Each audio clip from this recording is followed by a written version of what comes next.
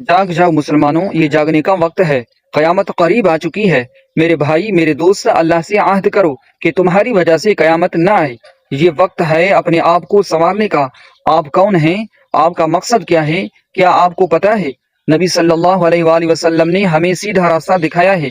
अगर हम उनकी हिदायत पर अमल न करें तो ये गुनाहों का बोझ हम पर हावी हो जाएगा।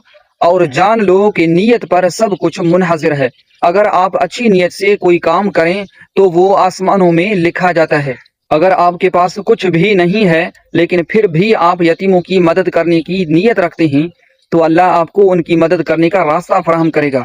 अल्लाह वो है जो आपको लीडर बना देगा, जो आपको बड़े कामों की तौफीक देगा। आज हम किस दुनिया में रहते हैं? क्या हमने अल्लाह को भुला दिया है? अगर हम एक कागज का टुकड़ा हवा में रखें तो वो गिर जाता है, लेकिन ये अजीम आसमान बगैर सुतूनों के कैसे खड़ा है? क्या हमने कभी